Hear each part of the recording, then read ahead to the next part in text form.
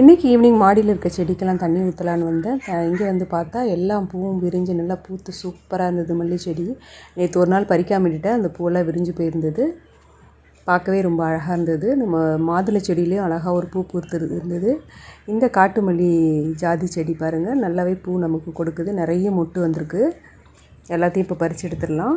நம்ம சென்னையில் அடிக்கிற வெயிலுக்கு தண்ணி ஊற்றாமல் விட்டுட்டோன்னா இவங்கெல்லாம் பூவே நமக்கு கொடுக்க மாட்டாங்க. அதனால் காலையிலேயும் சாயந்தரம் கண்டிப்பாக செடிங்களுக்கு தண்ணி ஊற்றிடணும். ரோஸை நல்லா மொட்டு வச்சு பூத்துக்கிட்டு வருது. நம்ம மிளகா செடியிலையும் மிளகா நல்லா காய்ச்சி பெருசாகிடுச்சு. அதையும் பறித்து எடுத்துக்கலாம்.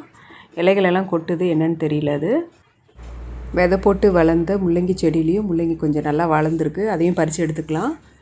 இதுதான் ஃபஸ்ட்டு ஹார்வெஸ்ட்டு. முள்ளங்கி நல்லாவே வளர்ந்துருக்கு. ரொம்ப வளர்ச்சி இல்லை, கொஞ்சமாக தான் வளர்ந்துருக்கு. ஹார்வெஸ்ட் வீடியோ பிடிச்சிருந்தா கண்டிப்பாக சப்ஸ்கிரைப் பண்ணிக்கோங்க நம்ம சேனலில். தேங்க்யூ.